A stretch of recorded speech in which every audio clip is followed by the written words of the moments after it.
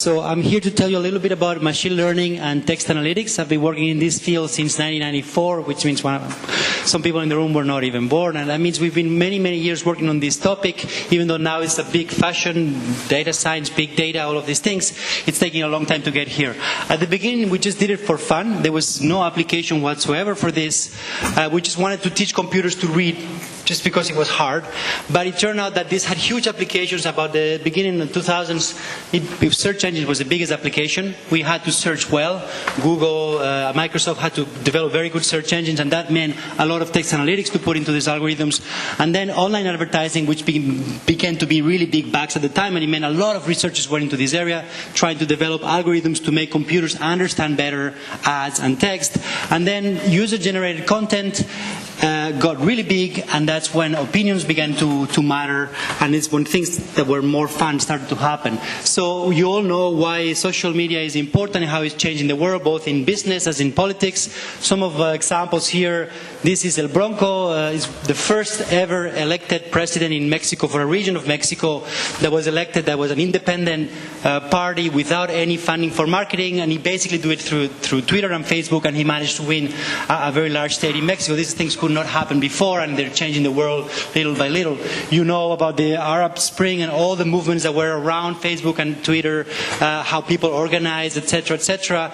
This is examples of people trying to put on the web their own opinions, their own wants, their own feelings, their own desires, their own regrets. The latest one, Barcelona is opening a website where we can all tell our city what we want to be done, and we have a mechanism to do this because there are forms, you can fill them out, etc. In terms of business, this is build a lot of business, right? You have Yelp, Yelp, Booking.com, TripAdvisor.com. There's all these places where you can actually express your opinion about a particular product, and this can be used to improve the products, to better sell the products, etc. So in a way, it's kind of like we're already what we wanted. We're all connected, our mind is connected, we can express opinions, they go on the web, there's a big data on the web that collects them, and potentially we can do amazing things with this. But in fact, we're really, really far away from that. And why is it that we are so far away?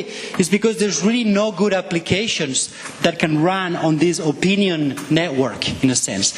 So at the very early, the web was created by Berners-Lee, was mentioned today. He created the World Wide Web. It was a great invention, but I would argue that without search engines, the web was pretty much not useless, but not so useful. And suddenly search engines were able to find stuff, people really got into it, and then it exploded. So about opinions, we have the same problem, that we don't have good applications. So opinions are a form of raw material, they're slowly changing the world, but there's a lot to be done. It requires a lot of complex computation. It's data, but it's very nasty data. Why is it nasty? It's because it's people talking in their own language. It's not about people talking in computer language. So let me give you some examples of why language is very hard. So, for example, you can say in English birds can fly, but you cannot say flies can bird.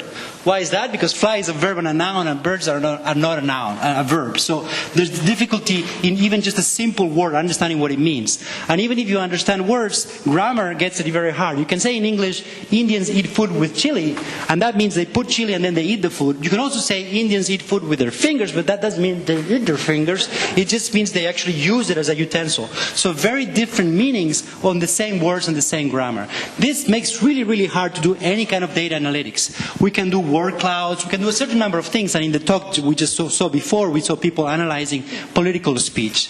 So what can we do? We can do things like we can answer some types of specific questions automatically. You've all seen or if you haven't, you should, the IBM Watson Jeopardy video where the computer is winning at answering complex questions of humans. We can do some of that. We can also tag parts of sentences, and I'll give you some examples in a minute. We can also classify sentences. For example, what we just saw, a political speech, we can classify a sentence as talking about politics, is it talking about corruption, is it talking... So some form of classification, and this allows us to derive analytics. And we can also extract analytics in a very broad sense. So actually, this is an example. Let's just give it a try. This is a bit risky, but what the hell? You're having beer, so let's try this.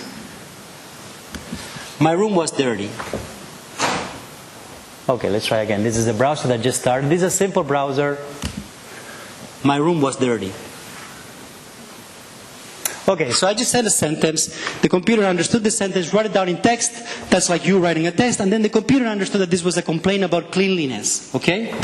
Now let's try something else. There was a hair in the bathroom. Okay, the answer, this is actually Google, so the speech is not mine, the actual understanding of the text is mine, right? There was a hair in the bathroom. Okay, so let me type it because Google is not very good at understanding, so there was a hair.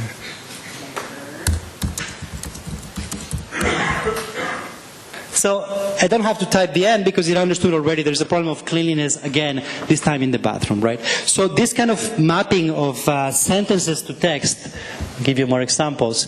This used to be really hard and we can do it now. So this is the very beginning of a new revolution in which we can map opinion or text into some categories, into some classes. Why would you want to do that? Well, the reason you want to do that is that if you can do that, then suddenly all the text that you have out there, it becomes data.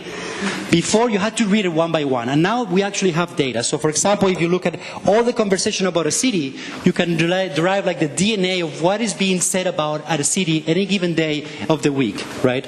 Or, for example, if you follow a particular topic of a city, you can say, okay, I want to hear all the discussion about any danger, any kind of crisis that I have, and then looking at the volume, I can try to automatically launch alerts if the volume goes up at a particular threshold. All of these things, statisticians are very good at dealing with data, with numbers, but if we only have text, we couldn't do it. So the trick here is to turn opinion into text so that we do all the predictive analytics that we typically want to do. We've played with this a lot in websites. This is my company websites, and we do this for business, for marketing, and also for politics.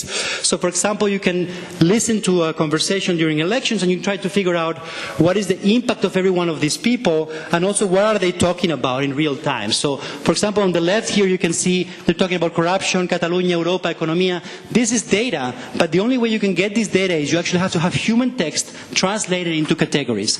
And if you can do that, you can develop some very nice, in a way, sensors, because you have a sensor that is actually listening in, and it's sort of like a sensor, like a temperature metric or a water pollution metric, because it's now something that turns on and off depending on how much do they talk about it. So, for example, we did a sensor for independence of Catalonia during the last elections, and we had this bull and this donkey were going up and down in real time depending on how often people were saying something pro-independence or against independence.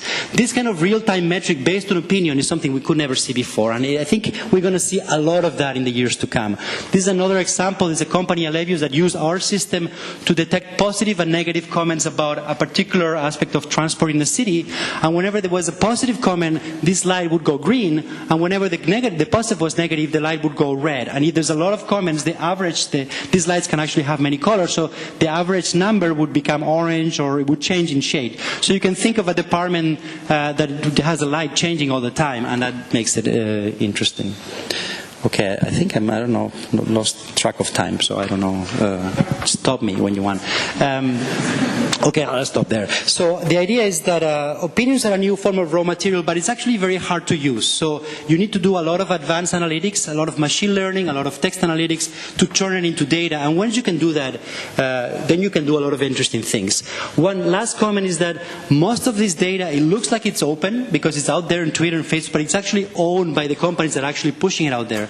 And that's not my area of research, but I think it's interesting to say that we kind of need to move towards a much more open network in which data really belongs to us and not to a few American companies at some point. Okay.